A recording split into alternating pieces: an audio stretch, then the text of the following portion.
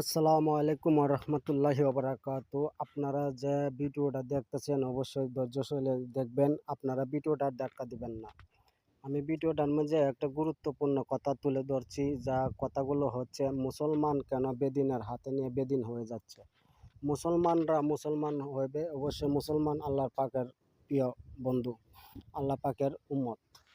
যারা মুসলমান হয়েছে, যারা মনে করেন যে কবিরাজ রয়েছে, জাদু টোনা বান কুফুরি চালান যে করে, আল্লাহ কাফের কুফুরিদেরকে কখনো ক্ষমা করবে না। যারা কুফুরি করে এবং যারা কুফুরি চালান করে, যারা যে কালা জাদু করে, তাদেরকে হাত যারা ধরেছেন এবং তাদেরকে যারা পীর সাহেব মেনেছেন, অবশ্যই আল্লাহ পাক তাদেরকে কখনো ক্ষমা করবে না।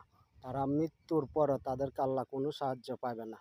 এরকম আমি কথা না, এটা আমার মুখের কথা না, এবং আল্লাহ পাক রাসূল পাক সাল্লাল্লাহু আলাইহি সাল্লাম আল্লাহ নিজে কোরআনে বর্ণনা করেছে।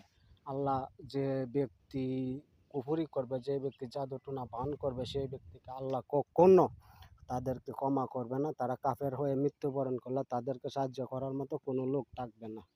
আসসালামু আলাইকুম ওয়া রাহমাতুল্লাহি ওয়া বারাকাতুহু। আপনারা সবাই ভালো থাকবেন ইনশাআল্লাহ।